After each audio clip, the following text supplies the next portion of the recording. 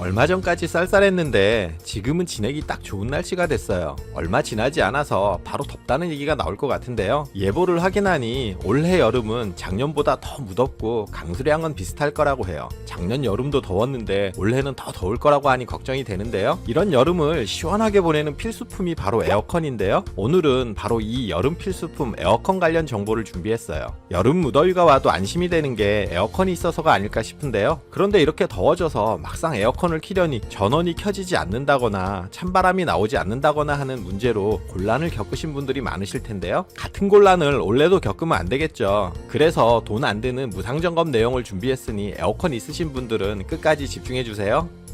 안녕하세요. 알아두면 삶이 힘이 되는 채널 매일 3분입니다. 무더위가 시작되고 에어컨에 문제가 있는 걸 발견하면 고생하실 수 있어요. 여름에 에어컨 고장으로 AS를 신청할 경우 짧게는 일주일, 길게는 한 달 이상 수리 기간이 걸리기도 하는데요. 여름이 무더우면 무더울수록 이 기간은 길어져요. 더워서 AS를 신청했는데 무더위 지나고 선선해져서야 서비스 받았다는 얘기가 나오는 이유죠. 그래서 더워지기 전에 에어컨 점검을 받아야 하는 건데요. 자세한 내용 알아볼게요. 에어컨 무상 사전 점검 서비스. 첫 번째, 서비스의 내용은 무엇인가요? 각 가정업체마다 무더위에 AS가 몰릴 것에 대비해서 본격적인 여름이 되기 전에 무상 점검 서비스를 실시하는데요. 대표적인 에어컨 제조업체인 삼성, LG, 캐리아, 위니아 모두 사전 점검 서비스 신청을 현재 받고 있어요. 업체마다 사전 점검 마감 시한이 차이가 있는데요. 집에서 어떤 에어컨을 쓰느냐에 따라서 사전 점검 기간이 다르니 늦지 않게 신청하셔야 해요.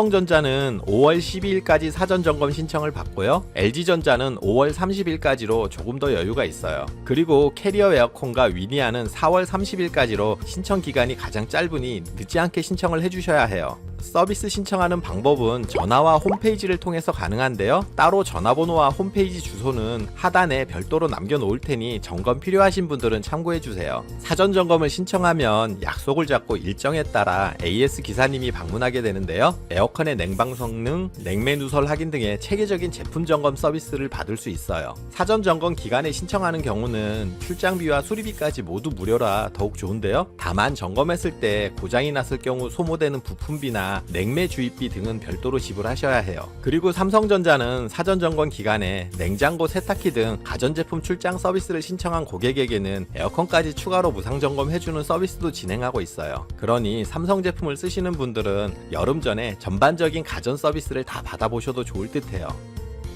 에어컨 무상 사전 점검 서비스. 두 번째, 어떤 경우에 신청하나요? 무상 점검이라고 아무런 문제도 없는데 무작정 신청을 해서 AS 기사님을 헛걸음하게 만들면 안 되겠죠. 그래서 지금 말씀드리는 내용 참고하셔서 에어컨 자가 점검을 해보세요. 먼저 에어컨 전원 코드를 꽂아주시고 전원이 들어오는지 유무를 확인해주세요. 전원은 멀티탭을 사용하기보다는 벽에 있는 전원 단자에 직접 꽂아서 사용하시는 것이 좋아요. 만약 전원이 안 들어온다면 차단기를 확인해 보시고요. 차단기와 콘센트 모두 문제가 없다면 AS를 신청해주세요. 그리고 리모컨이 작동이 되는지 확인을 해주세요. 작동이 안 된다면 배터리를 갈아주시고요. 그래도 작동이 안 될 경우 스마트폰의 카메라 기능을 실행 후 리모컨 상단에 있는 LED 램프 부분을 카메라 렌즈 쪽에 비춘 상태에서 리모컨의 운전 정지 버튼을 눌러보세요. 불빛이 보인다면 리모컨은 정상이고요. 불빛이 보이지 않는다면 리모컨이 불량인 거예요. 다만 일부 음성인식 리모컨은 블루투스 방식이라 카메라로는 확인이 되지 않고